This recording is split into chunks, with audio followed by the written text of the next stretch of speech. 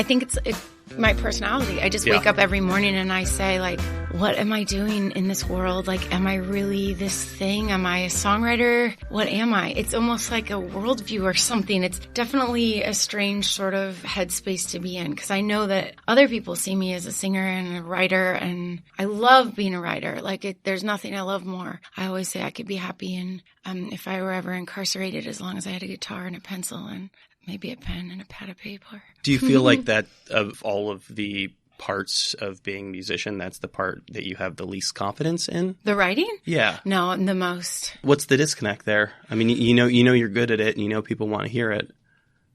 I think it's just like I think it's just that I wake up every day. I want to be better all the time, and maybe I feel like if it's like a line that never reaches its destination, you know, like approaching zero and never quite getting there, maybe it will keep me in a place where I continue to grow and keep my heart open to it and just continue to pursue it with this like love of it.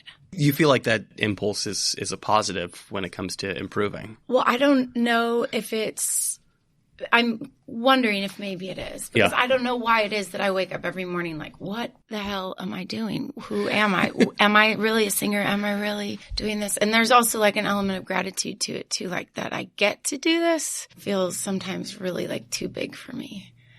I don't know. I was watching the Ken Burns country music documentary last night with Chris Christopherson was on. And he was saying, you know, that his family never supported him and that it took him till his late 20s to like really start doing what he did. And I never heard that about him. And I related to it a lot because I come from a family that just was so sad that I wanted to do this. Just like, oh gosh, well, okay. You know, the house I grew up in, I think we had like a Yellow Jackets CD and a Les Miserables CD and maybe one Peter Gabriel, Blondie, like just a small diverse. Group. Yeah, a diverse group of like stack that was like all the music that was in the house. Did they have specific expectations for you, or was it just the idea of going into that field that was a disappointment to them? I don't really know. And they're supportive of me now. Yeah. And How long did that take? I'm not even sure when it shifted, but because I think I'm not completely convinced that it shifted all the way. But I think maybe like when I started to work with people that had been validated by other people and they started to tell my parents that I was doing something that was important, maybe that helped. I find that that's the case with a lot of parents. Like if they're familiar with somebody who you cross paths with, that's powerful for them. Yeah. They need to hear they need that triangulation, you know, to hone in on what it is you're doing. Because I think that they just didn't understand like the type of music that I was playing. Oh, really? The Americana country was not a presence? Yeah, like that I think it was like very song-driven country, very song-driven like folk. It just, it wasn't, I don't think they listened to songs the way that I wanted to write them. Just something to have on in the background or something to do something to. Yeah, I grew up in California, and my father's family were like, you know, real like living in trailers, listening to country music, and that's a big part of the reason why I never listened to country growing up. Right. And I think he like very much rejected that outright. Was this kind of music a presence at all growing up? No, not from within my family. I found Patsy Cline by going to a theater piece that featured her songs. The Story of Patsy Cline, I think, was the name of the play. And I heard all these Patsy Cline songs. I was a teenager, and I found out about her, and I just memorized every word to every song and I would sing her songs and really loved Patsy Cline. I think I was 15. Was that the moment when all of this nonsense started? I think so, yeah. One of them. But I mean, I wrote songs when I was a kid. I had a fake radio station called WDUMB, and I would do like the intros and outros on a cassette, you know, and do a top 40 countdown and write like 40 songs to count down from. And it was like just over the years, you know. I mean, I think that's a pretty standard kid experience, right? Doing sort of the fake broadcast thing. Yeah. It was for you? Yeah, something along those lines. I don't think I had the ambition to write 40 songs, but that kind of like, you know, mimicking like a TV station or a radio station was for sure. But at what point do you cross over? And at what point is this clear that like this is what you need to be doing? Well, like Chris Christopherson, it took me until my later 20s to really commit to doing it. I mean, I was working in music. I was working at Hans Zimmer's film production company in Santa Monica. Yeah, that's music, but that is very far from what you're doing. You know, in some ways it is, and in some ways it's very similar. But I was an assistant, so I mostly had like administrative duties, but I also did some sound programming. Anyhow, but I was working in music, and I loved music, but I just hadn't really thought of it as an occupation. And actually, something happened to me that was kind of a Me Too thing that kind of pushed me out of that job and into the realm of just fending for myself. I just didn't want to have to answer to anyone. I had this really horrible experience where I was actually like taken against my will by some of my coworkers. And I got back and it really changed my whole idea of like what I was doing at that particular office. And I just was like, I gotta make a change, and the change was sort of made for me at like right within that time, and so I was just like, I'm just going to do this myself. Like I don't have to answer to anyone. I'm going to do my band. My band was kind of taking off at the same time in Los Angeles. So you were in that world. I was, but like, it was a thing that you were doing like nights, weekends. Yeah, even though I had like a day job, I was nights and weekends. I had this band called Leslie Stevens and the Badgers, and we were having a ton of fun, and people were really liking it. It was like it was just a lot of fun. And we were playing venues in Los Angeles, and we started to tour a little bit here and there. It's nice when there's no pressure attached to it, right? I mean, it's easier to just enjoy the experience when you don't actually have to live off of doing that. Yeah, it is. And making the choice to try to make a living off of it definitely changed it. You kind of had to be pushed in a way. Yeah, maybe it was like, I always say that roses have thorns and the thorns have roses, you know, like that sounds more thorn than rose, that particular situation. Yeah, it definitely was a thorn, but it ended up giving me this gift of like giving me the opportunity to see if I could do it myself.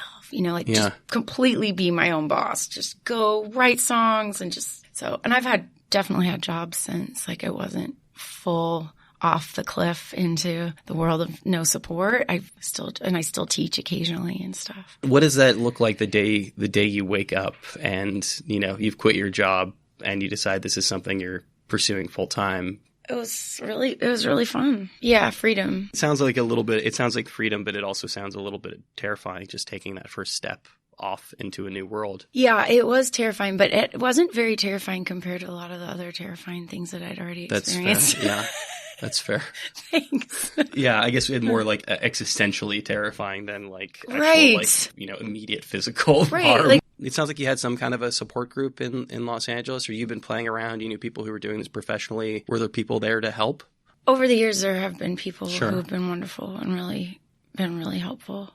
Jonathan Wilson, who produced my new record, Sinner, he's been probably someone who's given me so much belief in myself. Who gave you the best template for doing what you're doing? I still don't have quite a good one, I have to admit. I mean, things seem to be, you're here in New York and you're promoting your third album.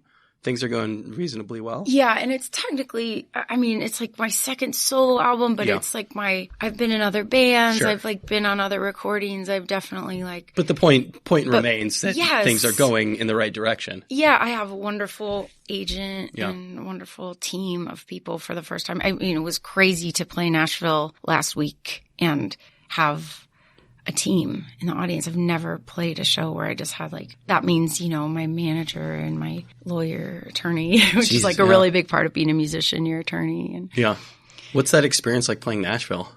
It was really fun. And the 30 Tigers are the people who are putting out the record Sinner, and distributing it. And they were there too. And it was, I love so many things about Nashville and the way they just embrace the song. It's a thing that you don't always find, That to me, if we were talking about sort of imposter syndrome or something, that's where that would, I think, really get me, is being a country artist from LA and coming into kind of the heart of it, you know, like the heart and soul of country music. Well, Nashville's so LA now. Yeah, I guess feels so. Like it's too LA for me. Did it feel strange though, being sort of an outsider in that world?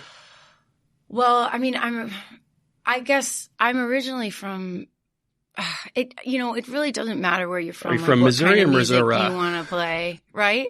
But I always like feel like I don't have to question this because I grew up in Missouri. Yeah, and my mom is from Oklahoma, and I spent tons of time in Oklahoma, and I just feel like the fact that I moved to California like shouldn't impact it, but I'm sure it does for some people. They're like, "What, California country?" Well, I have like my cowboy hat that I carry around in my beach bag, and my tour manager, I joke with. You point. I should mention you pointed to an actual. Yeah, like. and it is not. It's not a subtle cowboy hat either. Well, I didn't want to leave it in the car because it got smashed. They always get smashed on tour, but there's a couple of large feathers on it and some twine around. I mean, the guys at Codfish Hollow made me this crazy legit headband. It's got all these like eagle and turkey feathers sticking off of it, hawk and turkey feathers. Anyhow, like I carry my cowboy hat around in a beach bag. Yeah. So, what's more California country than that? Does the hat feel like an important part of the identity? I don't. Sometimes I've been wearing it on stage lately, and I was noticing, like, I was looking at my social media posts, and I was like, oh man, I've been wearing my hat a lot. Yeah. Maybe I need to back off and take the hat off a little bit. But yeah, it's to me, it's like a symbol of the freedom of that kind of music, like in Wild at Heart, Nicolas Cage with his leather jacket. Like, this is a symbol of my independence. A David Lynch movie is kind of like a cowboy hat in a beach bag, isn't it? Right. Is that the tradition that you see yourself in? Is that kind of more like Laurel Canyon, that more, like Graham Parsons style of when country really started to kind of become rock? I would like to think of myself as someone who comes out of that sort of that Graham tradition. Lucinda Graham, yeah, Lucinda Williams and Graham. But I was laughing because Graham Parsons didn't like country music when he was, and he had like like a lot of people, country music is a genre that most people start out not liking. They start out saying that they don't like the genre, and then they end up kind of coming around. He was certain that he didn't like country music.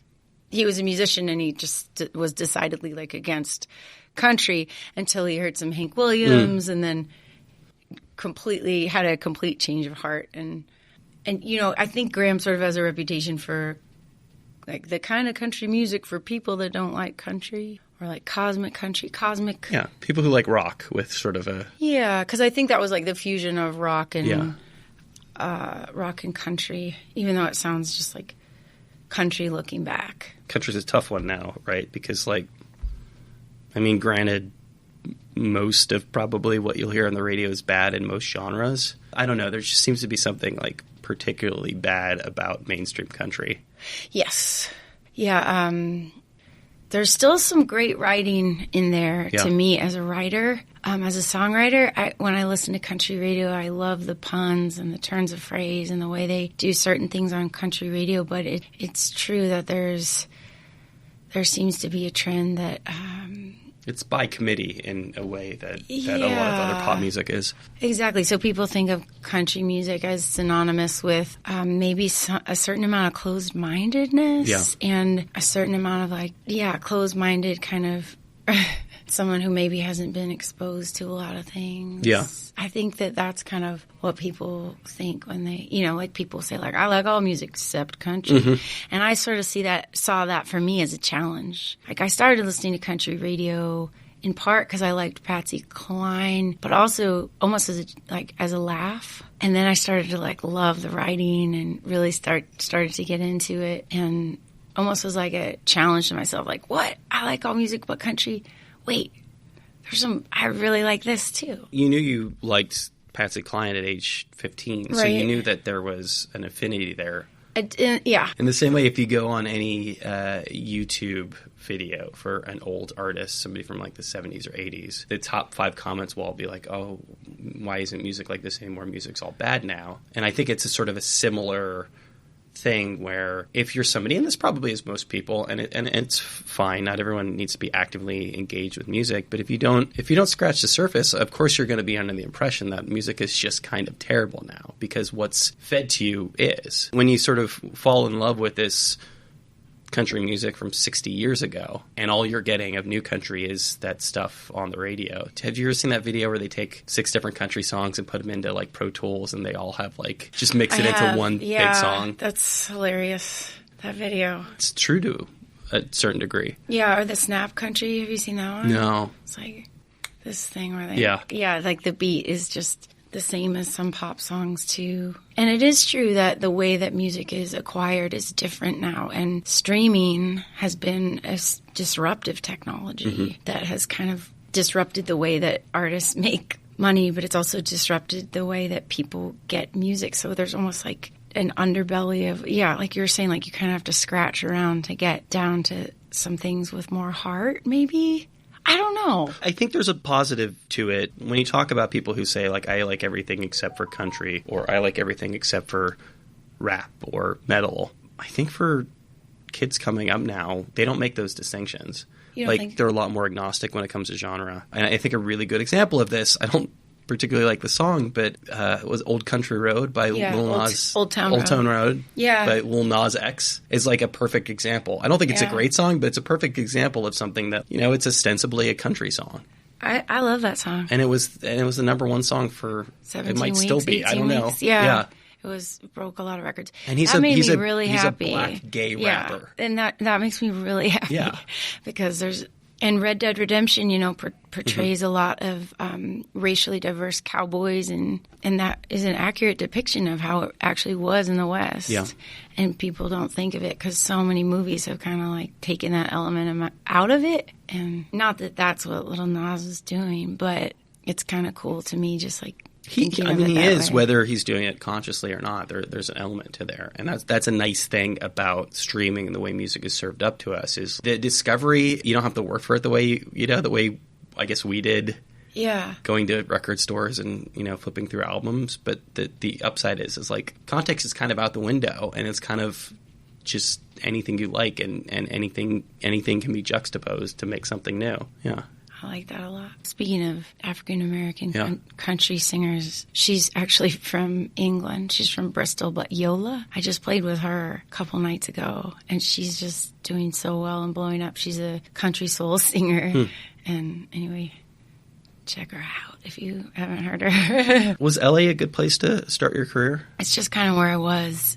Yeah. It's like How did you end up there? I went to college there, and then I moved away. I actually moved to Italy for a while and lived there, and then I came back. What were you doing in Italy? I was working for one of the Pitzer colleges. I was working for Pitzer College, one of the Pomona, and one of the Claremont colleges, Yeah. And I enjoyed it a lot. It was my first job out of college, and I lived there for a little over a year, and I really missed this country, and it really connected me with my identity as a American. Were you walking around with a cowboy hat, or I was not? They would have loved that. There were a lot of nuns on mopeds, and I was like, it was really funny because I was tired of it. I was ready to come back and that sounds great ride in a pickup truck, and it was for a little while, but it really you're an outsider. You connect with like the experience of anyone who's in another country that isn't their homeland, and it gave me a lot of compassion for people who move here from other countries, and just being that outsider, and it's difficult.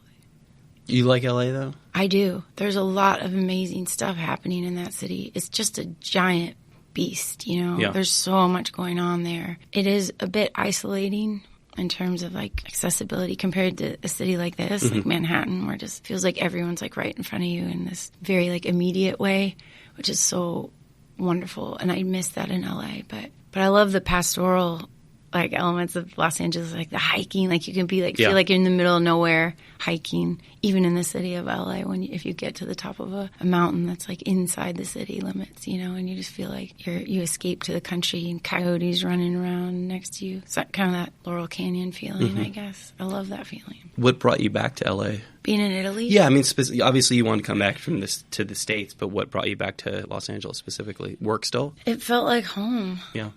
I felt more like home than any other place.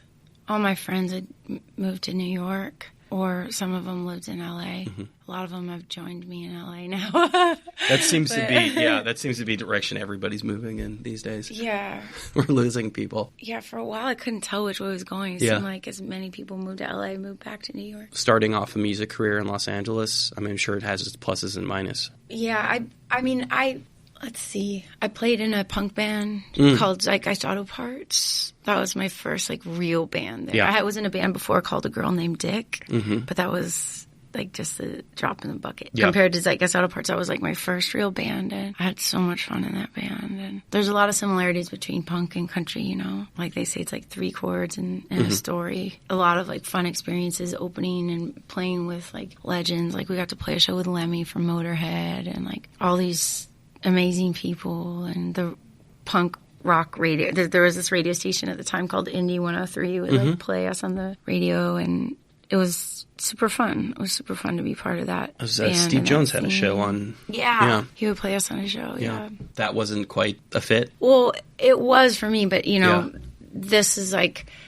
This record that I made is like, you know, it's like my heart poured out in liquid form. And that is very scary and very vulnerable, but also very satisfying for some reason. Like, I don't know, it's like more of my soul. Whereas I guess Auto Parts was really fun and definitely like an art in its own way. Like we were like super creative and did so many like out there fun things to try to, anyway. When you're playing punk, you've got more things to, I don't want to say hide behind, but more things to kind of obscure your feelings. You know, you've got literal distortion and noise. Yeah. You've got cynicism, sarcasm, all these things. Yeah. This is kind of more like opening a vein, it sounds like. Yes. And who wants to, like, listen to music that opens a vein? I don't know, but there are people out there that connect to it, I guess. And sometimes it's really nice to, like, hide behind a punk song, but I mean, for me, it's like more my, you know, the greatest privilege in this world is like being your true self and being like who you are. And to me, that is like my highest goal. Like, I just want to be like me. Like, I want to be the most me that I can be. Do you feel like you found you yet? It's so funny. It's like,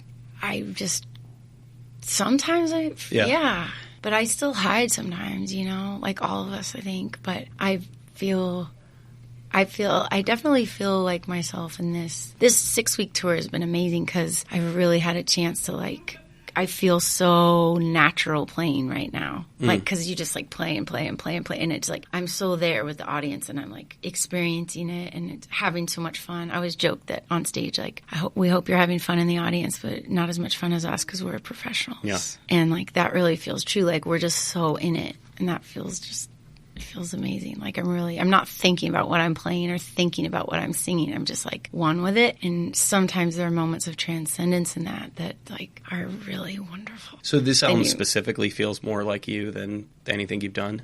I'm still, I mean, I don't necessarily know. Like the Donkey and the Rose was very me too. But me, comma, too, not me, too. Yeah, me was very much, like, I felt like that was, like, very much. How does this feel different? I'm not sure that it does. It's, like, the next thing in the line of art that I, like, I'm so lucky to get to put out in the world. I really do, like, feel, like, deeply grateful when I wake up in the morning in the hotel room and my toothbrush is on the floor. You know what I mean? I'm kidding, like, but I was just, like, earlier today, I was just, like, my toothbrush fell on the hotel room floor and I was just, like, God damn it, like, if that's not touring in a nutshell. Yeah. Like, it's just, like, a great show the night before and waking up to just, like, ugh. Yeah, you don't know what's happened on that floor. Yeah. you don't. And you just, you know, keep going. And I just, it's funny because I've never felt that touring's been difficult before this tour. I always, like, maybe I won't feel it's difficult on the next tour, but this tour for some reason feels difficult. How so? I don't know. Like, it feels like the moving around part of it feels like full. I'm not sure. Is there more of it? Is it longer? Maybe it's that I was in Europe first, and then I came back and I was so jet lagged, and I just like had to like start the U.S. tour, and I just never got enough sleep. Maybe that's it. Yeah, that was, we should mention that you called me to find the address, and the first thing you asked me is if we had coffee. And I've already had coffee, too, before this. But I needed more. Do you feel like having a kid makes you able to be more yourself or realize more of who you are? Well, having a child, I've always been the person that's just, like, disgustingly, like, in love with the world. Uh-huh. It made me even more in love with the world, which is crazy because I didn't think that was possible. But having a child and just like seeing this kid in the world was like made me understand that like everyone is someone's child. And that was like a massive gift, but also like robbed me of a lot of time. Yeah. But she is in first grade now, so I have some of that time restored and I'm able to go and tour again. This is my first tour basically since she was born of my own stuff. Well, I did some tours with Johnny Fritz last summer in the West Coast. I've done like fun tours more, but this is my first like, tour for this record. Like this is like important. And not that touring with Johnny wasn't important. God, I love that man. He's like an incredible writer. I'm so lucky to have I wrote with him, and Jim James produced his record, which is how I met Jim. And then the last time I was in New York, I was singing on the Colbert Show with Jim and traveling with Jim, which was really fun. And because I got to sing on Jim's record because I worked with him with Johnny. Anyway, but yeah, this like the stakes are higher now that this record's out. This record, Sinner. Why do you say it like that? I don't know. I just like think of it as like the funny thing you call your friend when they don't come. Like the funny thing you call your roommate when they don't come home. Like they come home at like like 7 a.m. with their underwear hanging out of their back pocket, and you're like, sinner. Yeah. Is that a reflection on you? Well, I just liked the word because it's so it's kind of controversial and kind of not at the same time. It's almost a word that like people don't use. It's a really religious word that's used religiously, but also not. And it's like it's a judgment of yourself. And I don't know. I kind of don't really believe in sin in a lot of ways. Like the things that people call sin. Like I definitely don't believe that like abortion is a sin, for instance. And I think there are lots of people that do, and I definitely think that it's a very hard decision that women have to make, and not always like it's a really hard moral decision. Yeah. But I don't think it's something that like, I don't know, there's a lot of like shame connected around the word sin and a lot of guilt. And I think that shame and guilt like do so much harm to people's like just idea of themselves. It's so tricky because like there's definitely like a line to walk in this lifetime. You don't want to actively harm other people. Right. Part of having a kid, it made you more appreciative of the world. But like you look at those, we have 12 years to fix climate change studies. Mm-hmm. And everything's happening right now. I mean, that must be terrifying to bring a kid into the world amidst, everything. Everybody I talk to a person, I love having older people on the show, people who've like lived through a lot of stuff. And like they tell me that like this is ahistorical, the moment that we're going through right now. Like there are some analogs in history, like Nixon, like there's a little bit there, but this is like a whole new ball game for everybody. It's a scary time to bring a life into the world. It is, and that did not escape me in making the decision to bring a child into the world. And it is really scary. It is a really scary time, and sometimes I really am ready to be yelled at by my child, The guilt of having to deal with everything. Yeah, and I know that it'll be really hard for her to understand that there's a certain degree of powerlessness that certain adults feel.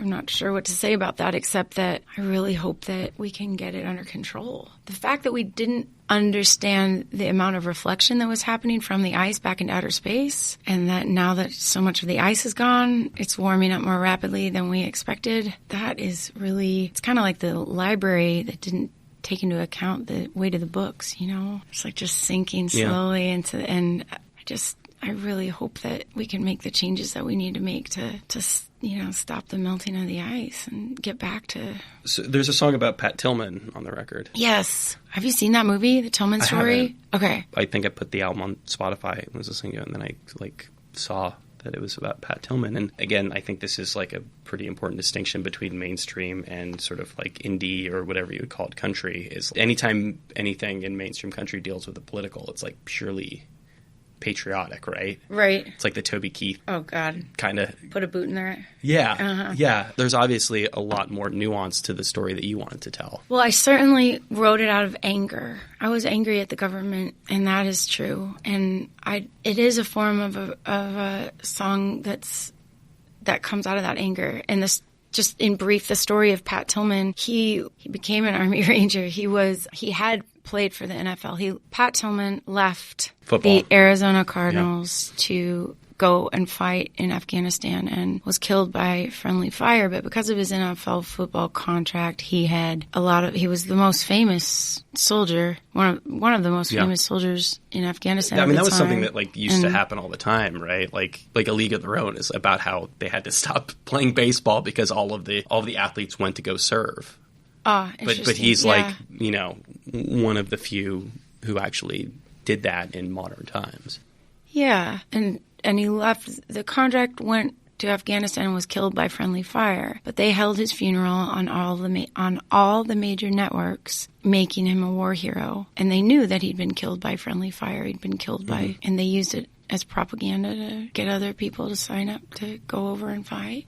And he was very afraid that if he died, that would happen. He clearly outlined those fears before he left to fight, and still it happened. And everyone knew that it was a complete ruse. I felt so betrayed, that the armed forces would, and that the government would make the decision to turn him into a war hero and use it as basically propaganda. I felt really betrayed as a citizen of this country. And so I kind of put my anger into that song. How often do songs form that way for you? How often does it come from a very kind of concrete instance or place that you feel compelled to sit down and write something about it? Pretty rarely. Yeah. They're usually more abstract. Yeah, usually they are. Or I write a lot about heartbreak and love. That story really moved me. That film is excellent, the Tillman story. You feel like that's a healthy way to kind of get that anger out? It does. It's funny. It does, for selfish reasons, it does feel better. Yeah. For me, once I say what I need. It's just like saying what you need to say, but in a louder way, I guess.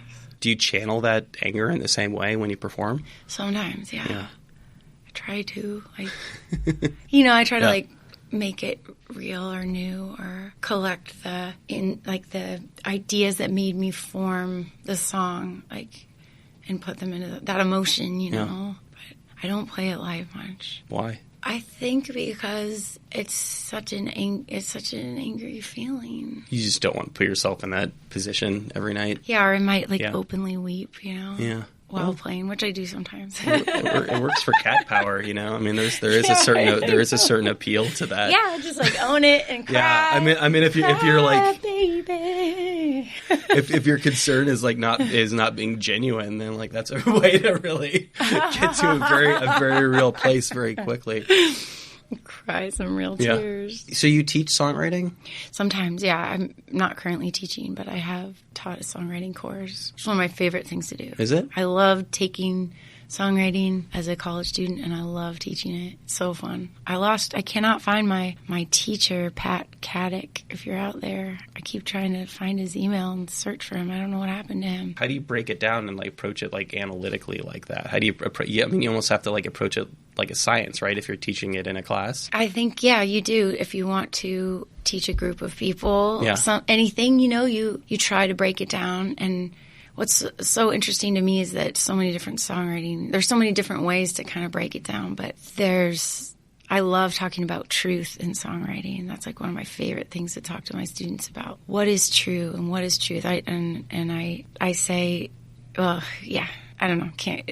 I think it's too detailed to probably get into. Sorry, but yeah, just like any creative writing class, kind of. Yeah. But do you risk sort of taking some of the romance out of it by approaching it that way? No way. No. no way. Inspiration's still inspiration, but you do have to sweat to be inspired. You have to give yourself that time to go and write and wait sometimes for the inspiration. I saw you mention in the interview that I thought was interesting was this idea of writing something, letting it sit, and then coming back to it. I do that, yeah. I come back once I've forgotten what I wrote. Yeah. And see if I still like it. If that was someone else's, would I like that? And I take that into account sometimes you can romanticize what you're writing and feel like you're conveying the emotion, and you actually aren't. And so I like to come back to it fresh. I'll leave something for years sometimes. Does teaching songwriting, has that made you a better songwriter? I learned so much from my students. Yeah. I get so much more than I give. And so it just it helps me give more and more, because I would love to write a book someday on songwriting. What's stopping you? Right now, I don't know. I could try to flesh it out and do a book. It's just it's a lot to raise my daughter. I'm a single mom, so it's a lot of time to raise her. You also need that confidence as a songwriter to feel like it's one thing to decide that what I have is important or good enough that other people want to hear, but that, for other people to sort of sit down and take my lessons in a book, it's another level entirely, it seems like. Interesting. I feel pretty confident about that being something that I could do. But yeah, I still wake up every morning am I really a songwriter? Even though I could write a book. Crazy. The definition of insanity, I guess? I don't know. That was Leslie Stevens. Her latest, Sinner, came out in August on Lyric Land Records. Thank you so much to her for taking the time to do that. Thanks to you, as always, for listening to the program. If you like the show, there are a number of ways to support us. You can rate and review us on iTunes or on Google Podcasts, Spotify, and YouTube now. Like us on Facebook. If you have any feedback, it's riylcast@gmail.com. Also on Tumblr, that's riylcast.tumblr.com. That's the first and best place to go for RIYL related information. And that's about all we got for this week, so stick around because we're going to be back just about this time next week with another episode of RIYL.